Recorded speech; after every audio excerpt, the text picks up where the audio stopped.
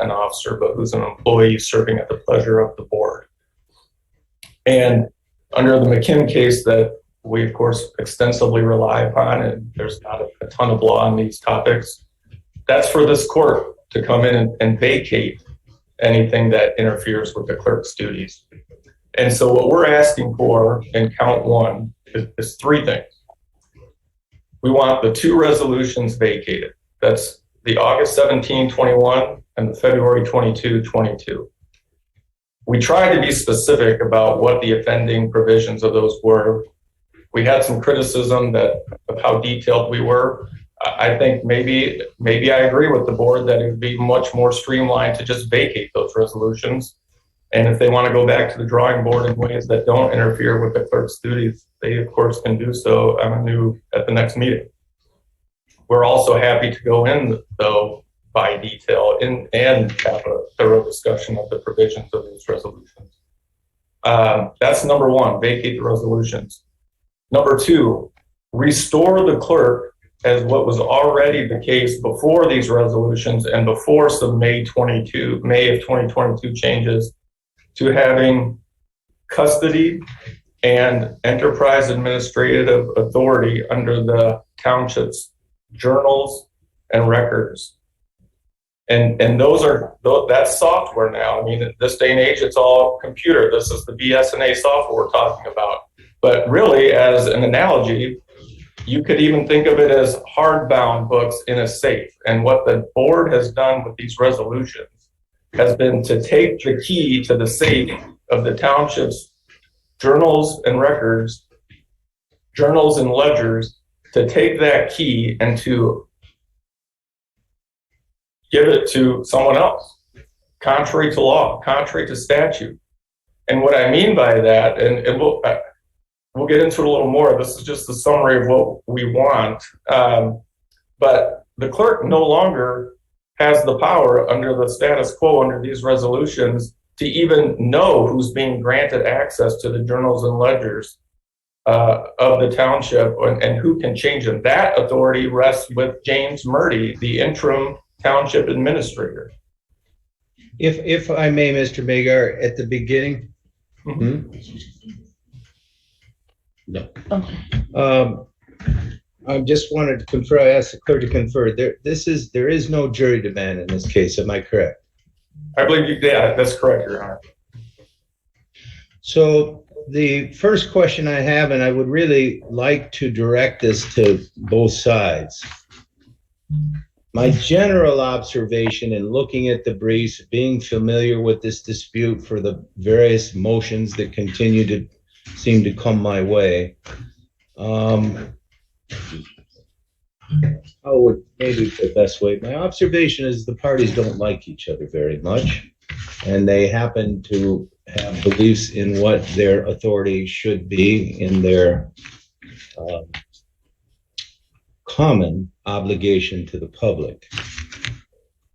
As a result, they have disputes about what they believe their obligations are or what the others are doing, and that there is a level of distrust that is, in my opinion, fairly obvious.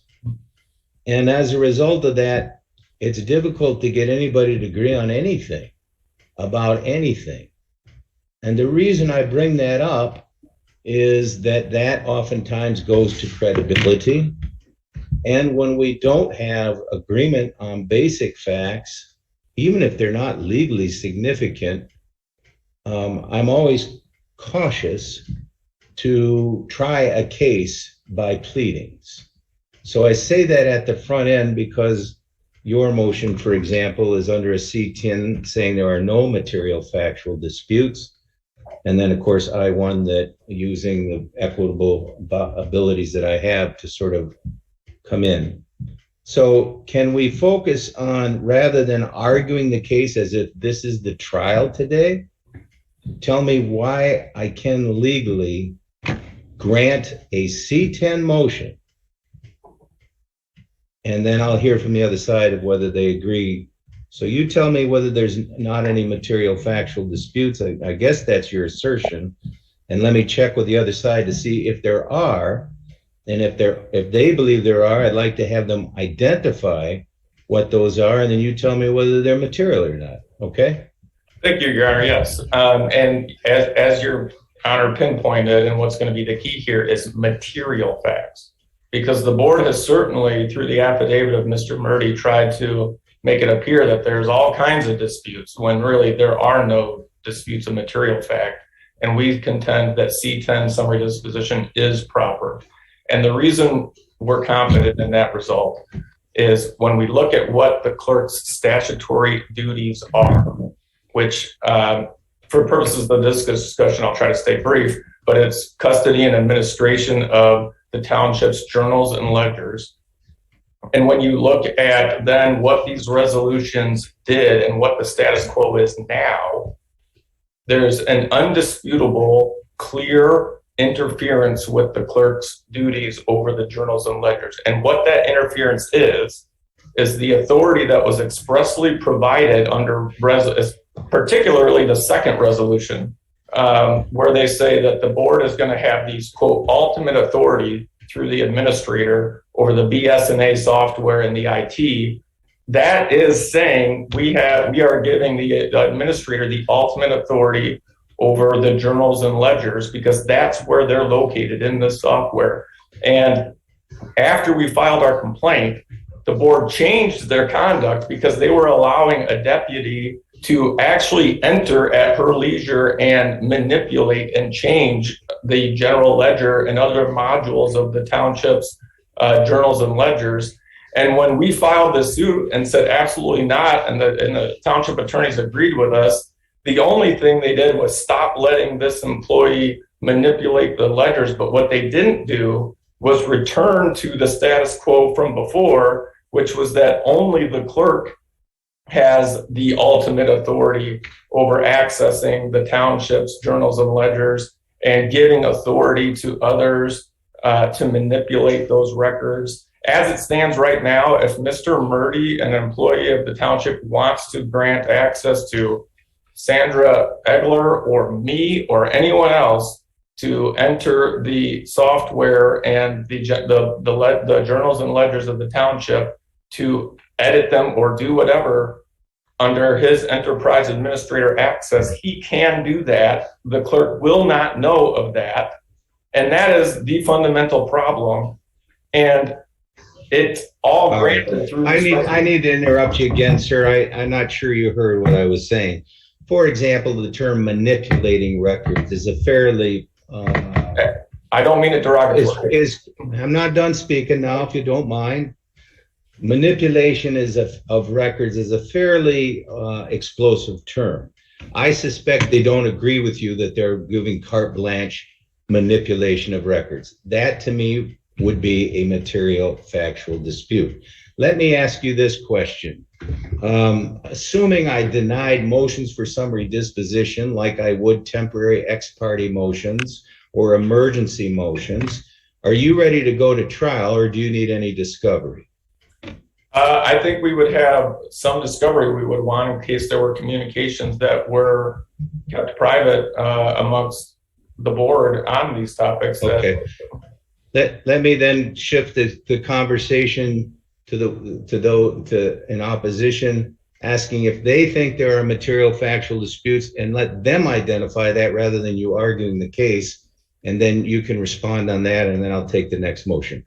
Counsel, do you believe there are material factual disputes such that whether or not discovery is necessary, there needs to be a hearing to determine for the relief requested and for the finder of fact, which apparently in this case is me, to listen to that and determine credibility and apply facts to law? Thank you, Your Honor. Mike Bomir. I don't believe there are any material facts as it pertains to the township's request for judgment under I-2 as a matter of law in its favor, because the law simply does not provide what plaintiff thinks it should provide. So okay. In other words, the various statutes that they've relied upon are in direct conflict with, one, the allegations that they've made in the complaint, and two, the pleadings Okay, in their hang on just a motion. second. Hang on again, counsel. So in your case, you're saying that this case need not, you don't need discovery. This case is ripe on the facts that there are. The court can and should make a determination one way or the other for the relief requested from the various parties. So based on the statutes at issue, that's correct. All right. Well, that saves you there, sir, Mr. Magar. Now you can go ahead and argue your case.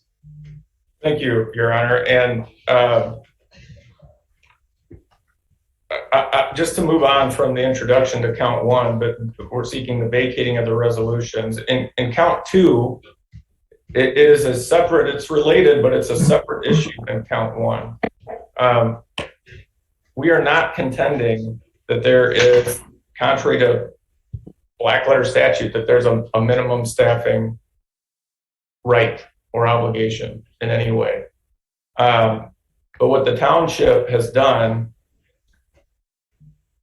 has created a currently sitting pot of $255,000 that they approved at a March 29th meeting under the board's budget powers, which we're not disputing, and an appropriations power, and have done absolutely nothing with it in an arbitrary and capricious manner, while the finance director position remains vacant since November of 21. We've documented that the finance manager has had some very serious family medical leave issues with family members. We've provided evidence from experts such as the Woodhill Group, Raymond Robson, Plank Moran, former Administrator Rowley, who has tons of background and experience in this, all to say what is your typical staffing in the finance department, which the finance department is another way of saying the accounting department, and all of it is inextricably intertwined with the duties of the clerk with respect to the accounts of the township. And so let me interrupt you again, because I'm reading, since you've gone to count two, count one, you want me to vacate resolutions. Count two, when I looked at your brief, it says insufficient and undertrained finance staff attempts to replace Sandra Egler with a qualified finance director, understaffed and undertrained finance team. What is it you want me to do in count two?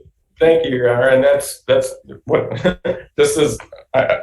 What we want in count two is we want the clerk's position, as is normal in most every township and was the case here until recently, to be able to oversee and make the hiring recommendations to the board for the board's approval, rather than what these resolutions did was expressly shift that over to the supervisor. These positions, when we look at the statute and the bolded, highlighted portions of MCL 41.65, these positions are what directly support things like the clerk shall also open and keep a separate account with each fund belonging to this township, and shall credit each fund with the amounts that properly belong to it, et cetera, et cetera. What we're talking about let me go back to my question, sir. When you say what you want me to do in count two is direct that the clerk should oversee, when you say oversee, does that mean coordinate, account for, make sure it's done, or does that mean that's the ultimate decision maker, and so whatever your client decides is the way it is? What do you mean by that? Not whatever my client decides. In fact, we can look right to the resolution that we want vacated, where it was the supervisor who wrote into his own job description that he will have the budget and finance director report to him. The finance director needs to report. You're going back to count one. I understand you want me to vacate those resolutions. Count two, I'm asking you what you want me to do, and you want me to issue something, and you use the term oversee, and I'm trying to understand, what do you mean by oversee? The resolutions do have overlap into both counts. The supervisor has given himself the new power that didn't exist before under the August resolution, that the finance director, who does all things that impact the clerk's role and duties, that now the finance director will report to the supervisor. So what we're asking for, Your Honor, is when the board creates a budget, as is their role and they have done, and when they appropriate money to the accounting group to hire accounting staff, which is sitting in a pot right now of $255,000, that it then shift to the clerk to recommend to the board how those hirings decisions for her group get made, and that when those hirings get made, that those people report to the clerk. That's what we're asking for. The board still has to approve the hiring, but those employees who are doing the finance tasks, and with the money that the board budgets in its appropriations role, should have the say-so of who is recommended to the board to be hired. You need to distill this down. You're using words like should, recommend. These are vague terms. Give me specifically what you're asking in count 2. That finance Because staff, if I adopted what you just asked me, I couldn't explain it to anybody. that the clerk recommend to the board who should be hired for the finance staff, and that once hired, any finance staff reports to the clerk. That's what we're Let's asking. stay with the first thing. You're saying the clerk should be recommend to the board. So she makes a recommendation. If they decide, thank you very much, we're not following the recommendation, then what are you saying? That she comes up with the next candidate. But what we've seen, Your Honor, is That what now? I'm sorry, that what? then the clerk presents a next or new candidate. And underlying all of this is the board cannot be, under the Wayne County case that we've cited, acting in an arbitrary and capricious manner. All right, I don't need the invective. So what you're saying is she makes a recommendation. If the board says no, thank you, she makes another recommendation. And if the board says no, thank you, she makes another recommendation. And if the board says no, thank you, she makes another. What happens if all her recommendations, the board says no, thank you? Then what do we do? Well, I think there would be necessarily underlying those decisions with some rationale, and if it's not, and I'm not trying to be, I'm trying to use the legal terminology in terms of when I say arbitrary and capricious. If those decisions are based on something, I mean, it seems like under our hypothetical, it would be hard to get through that many candidates, and there's not one qualified one. When you look to the history of who has been put in those roles, who have no qualifications, then to say that the board would reject all of these, I think then you're entering into a realm where it is arbitrary. All right, tell me where you think the breakdown is. You're saying that the board is not taking any recommendations? Is that where you're saying the breakdown is? The breakdown is they've had a fund for months to provide necessary support to understand. Sir, it would really help me if I could just get an answer to my questions. So what you're saying, no, you're not. You're arguing all kinds of stuff with it. Listen, so you're saying the board is not listening to her recommendations, yes? And not even supplying any staff. It's an empty position. Okay. So then what you're saying is that I should shift it from her recommending and giving her the ability to hire and pick the person since she feels they aren't listening to her? Is that what you're asking me to do? I think if you conceptualize it like if you had a recruiting committee. I don't need to conceptualize things. I'm asking you a direct question. What is it you want me to do? To say your client has the authority to pick and decide who it is because the feeling that the recommendations aren't being listened to? What are you asking me to do specifically? We are asking for the authority to use the already allocated and budget funds to recruit, to use those funds to fill that role, be in the first and only instance with the clerk. So that's why I brought up recruiting committee. She's the recruiting committee, not as it currently stands, the supervisor or the board, because she knows what she did. You want me to order the board to fill a position that your client picks? No, All right, then what is it you want me to do? we want the clerk, not the supervisor, not the board, to be charged with the task of going out and finding talented, educated in the ways that are qualified for the imperative finance roles that are needed. It's the clerk's office charged with finding those candidates and presenting them for hire, and then once hired, reporting to within that group to the clerk's office. That's what we're asking for. And yes, there will be circumstances where her first or second candidate, as the recruiting committee, as she and her deputy are the recruiting committee, there will be instances where the board may, in an articulated fashion, have a reasonable reason why they don't agree with that, hiring that staff member, or maybe they can't come to terms on salary if they are overqualified. But I'm back. Yeah, I'm back to sort of my initial comments to you. It's like you're asking me to come in and run the township. I'm not, Your Honor. I'm asking for the clerk to be able to perform her statutory duties and not be prevented from doing so by the board. All right, you need to nail this down then very specifically. I can't. I wish I could today, Your Honor. I wish I could head off all future disputes. And whatever comes out of today means that we'll never be back here again.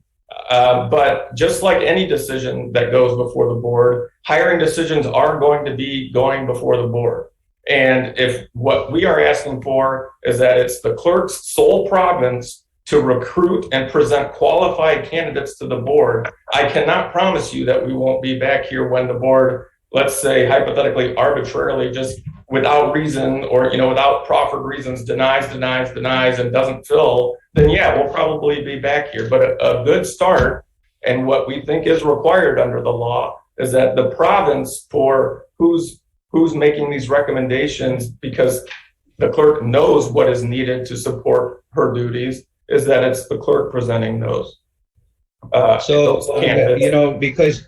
you feel up down the street that every time we have a dispute, I'm the one you're running to.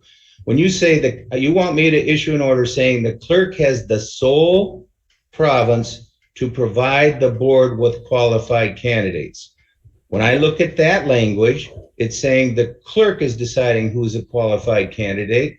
The clerk decides who the list is the board can consider. The board can't consider anybody else, even if they happen to think we ought to take a look at this person. And if they reject any of the sole province of the qualified candidates, then how are they supposed to function? How is the board supposed to function? In de facto, you're saying the clerk is picking from the group, defines the group, and you must pick one of the. Is that not what you're saying to me? First of all, it would help me if I could finish before you interrupt me. I'm sorry. I thought you asked me. I'm sorry. Go ahead. Usually I'm not done talking when I'm in the middle of words and you're interrupting. That's just a general observation I have about discourse. Now, when you say the sole province to provide qualified candidates to the board, what happens if the board disagrees? All right. I thought that was the question, so I'm sorry, Your Honor. I did not mean to interrupt you. The township isn't functioning. Okay, that's first. It isn't functioning. So we don't have to worry about it won't be able to function. It isn't functioning. Right now, there isn't a finance staff. And part of the reason is that the board won't fill it. But, and no, it's not the case. In any situation where you have someone in charge of recruiting, someone could come up and say, hey, have you heard about this candidate? They have a master's in accounting and they told the supervisor that they're interested. Why don't you consider this person? Of course, they could get into the mix of candidates to be reviewed. And certainly, if the board could vote on approving any candidate, no matter where they came from. But what we've seen so far leading us here today is patchwork. we want people that were, part-time, no accounting experience. We'll throw those to you. And what it has the effect of doing, and why we're here trying to creatively come up with the solution that complies with the law, is it has the effect of preventing the clerk from performing her duties. And that's the problem. That's the legal problem. When you don't provide... If I may ask you, so my understanding is, first thing you're asking me to do is rule as a matter of law that the clerk has the sole province to provide qualified candidates to the board, and there may be subsequent problems after that, but that's what you're asking me to do today. Yes, and whoever's hired, that if they're in this... Well, we'll go to number two. We'll go to number two. Can we agree that's the first thing you're asking me to do? In count two, yes.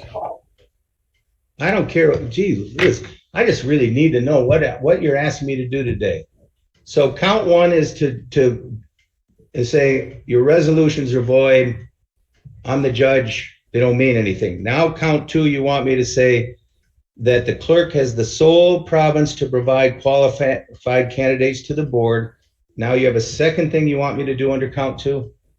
It's just whoever is hired, once we can ever get to actually employing people in the finance group, is that they should be reporting to the clerk, because the support they're providing is to comply with the statutory duties of the clerk.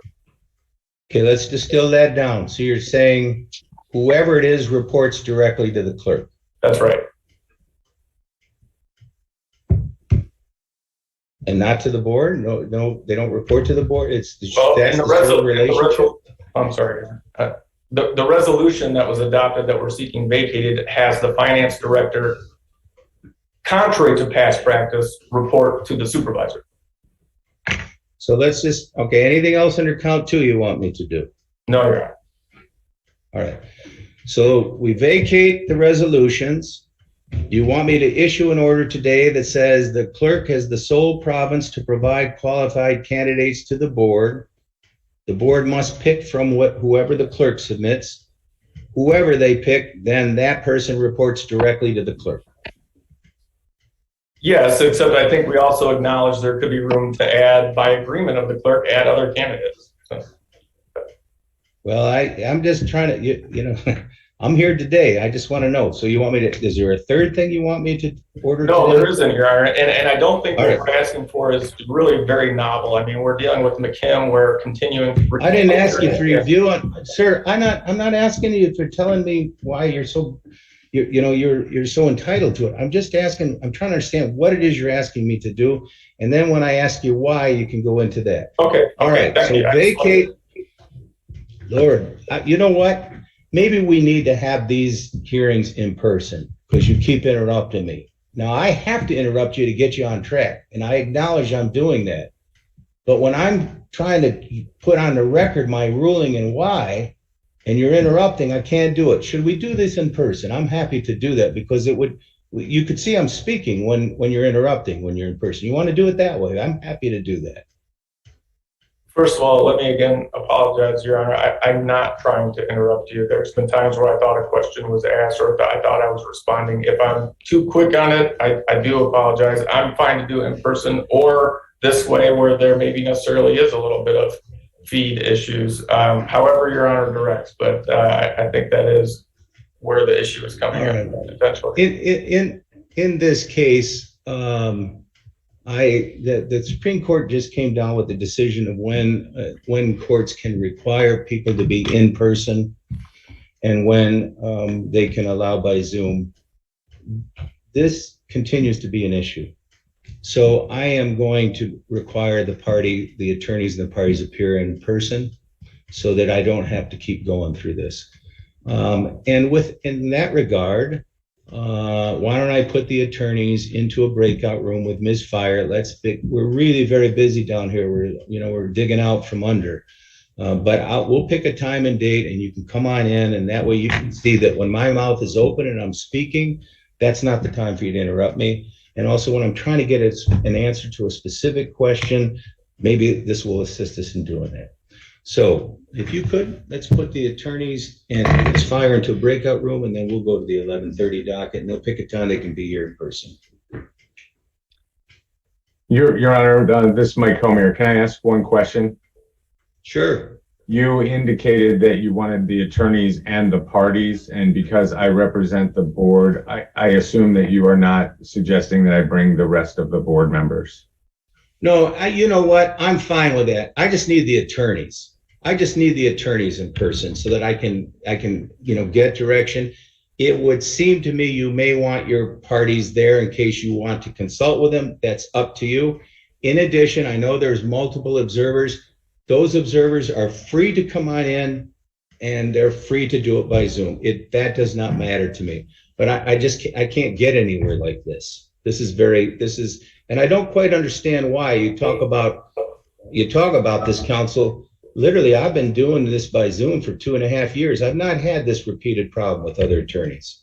So let's get in here and we'll clear it up. If it's something about the way this is connecting in for you, we'll clear that up and you come on into the courtroom.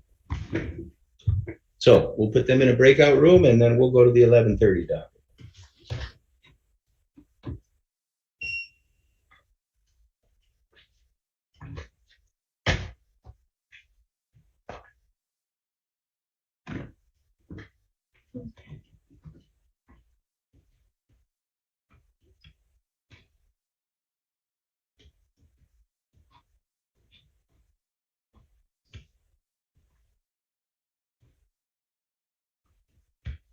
Get all of the observers back in the breakout room. I mean, not the breakout room, the waiting room. Okay. That takes me.